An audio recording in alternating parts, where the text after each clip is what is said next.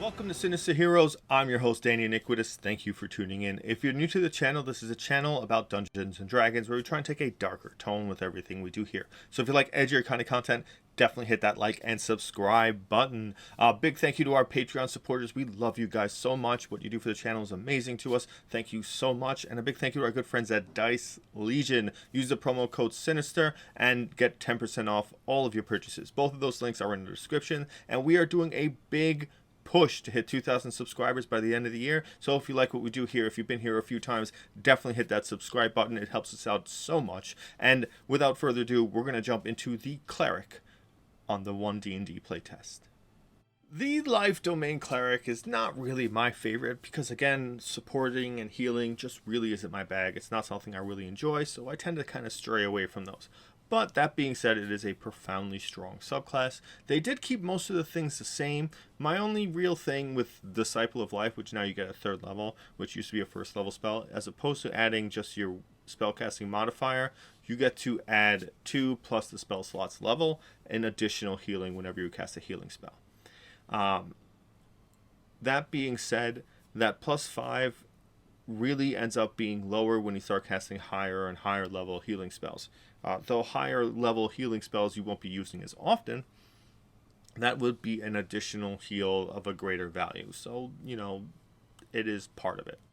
So they changed Preserved Life, and they kind of made it a little tricky to understand. So what you do is you use Channel Divinity, and you create a spell slot to use for the casting. But you got to use a number of Channel Divinity uses equal to the spell's level.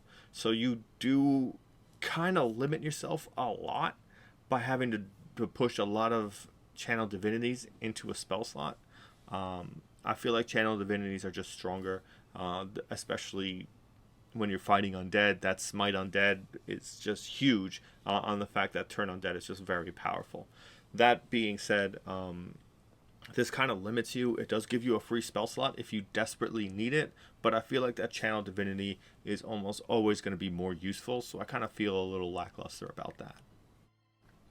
Everything else about the Life Domain stays basically the same. You still get healing whenever you heal somebody else at a higher level, at 6th level, and then when you hit 17th level, all your heal spells always do maximum, which is great, and then you get that additional healing on top of it, so you'll always be doing max healing for the spell, +2 plus whatever the spell slot was that you expended in order to do it. So your healing goes astronomically through the roof at 17th level.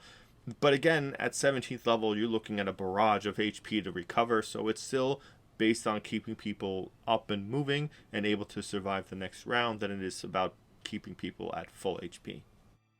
The Light Domain Cleric happens to be one of my favorites. I really like that Light of Judgment kind of character.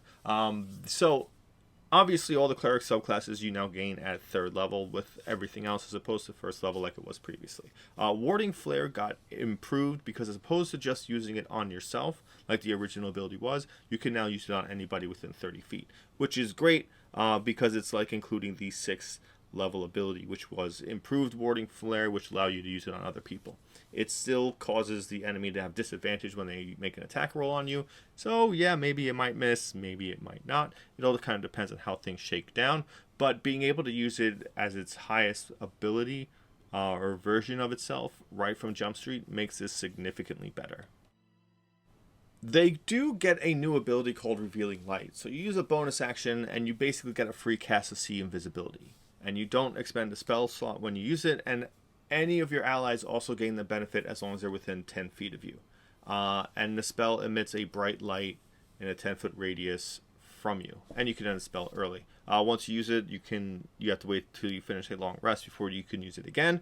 But this is a great adventuring thing in case there's hidden things written on walls, in case you're actually fighting an enemy that goes invisible. This is a great opportunity to use that. This is more so to be kind of clever, and if you're in a situation where maybe you're trying to break into a mage's hangout or a lich's domain, they probably have the invisible things written on walls or certain things that might only be able to be illuminated by that. And that's really what it's used for. It's a great ability. At 6th level, I'm not too worried about doing additional damage because it's not a necessity when you have spells at your disposal and you're a cleric and you have just a bunch of stuff in your arsenal already. The trickery domain actually got a couple of really cool things and improvements. This is going to be one of those classes that if you want a little bit of utility, you definitely get some. And it takes some things from the Echo Knight, which is great because that was a great way to grow this class. First and foremost, Blessing of the Trickster is now able to cast on yourself. So if you're rocking heavy armor because you decided to as a cleric, you now have Blessing of the Trickster for 1 hour, which is a huge benefit to you.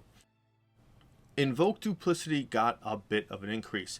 Now, it still has the distractibility, so if you are within 5 feet of that illusion, if the illusion is next to an enemy and you're within 5 feet of that enemy, you have advantage on your attack rolls against that creature, which is still a great benefit. Again, you have to build yourself to be melee for that, so you might have to take certain spell choices and you have to make certain decisions to make that the most optimal. But it's against you have advantage on attack rolls, so you do have some spells that do attack rolls, like inflict wounds. Like that is a big thing to hit, so it does a lot of damage, and if you crit, you will feel amazing about that. The cool thing is they included the ability to swap positions with your illusion. If your illusion is within 30 feet of you, you can use a bonus action and teleport to it. If you don't do that, you can move the illusion up to 30 feet anywhere within 120 feet of yourself that you can see. So you want to still make sure you can see the illusion so it doesn't vanish on you. But being able to teleport from that is a big improvement.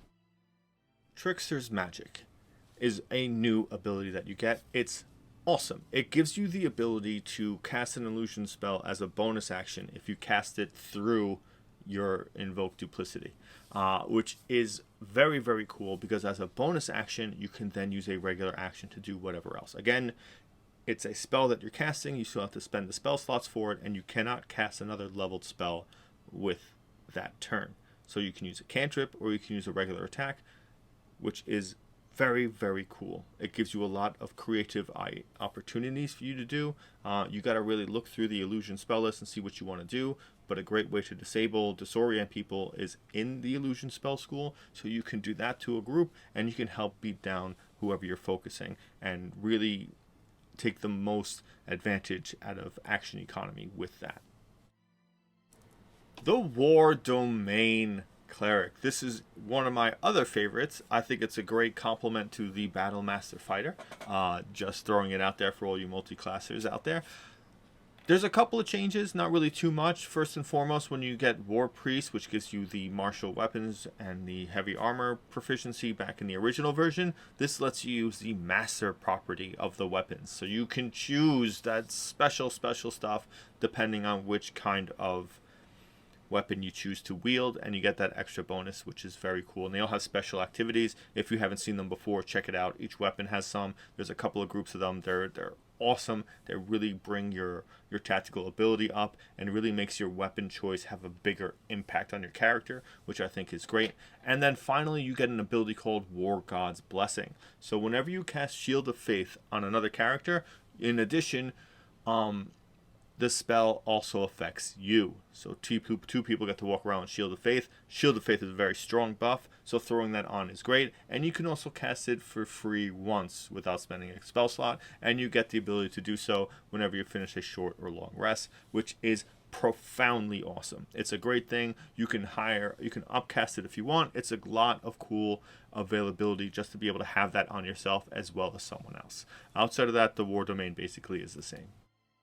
With that being said and done, we're going to bring this video to a close. The previous 1D&D Cleric didn't change much for the base abilities, so everything is basically the same there. So that brings us to an end for the Clerics. If you've made it this far, a big thank you for seeing the video all the way through. Definitely hit that like and subscribe button. We're doing a push for 2,000 subscribers, so if you've made it this far, definitely hit that subscribe button. Big thank you to our Patreon supporters. We love you guys. Thank you so much for supporting the channel. A big thank you to our friends at Dice Legion. Again, use the promo code Sinister and get 10% off all your purchases. The links to both of those and our socials are in the description of this video. And when all that's said and done, thank you for giving a spooky kid a chance.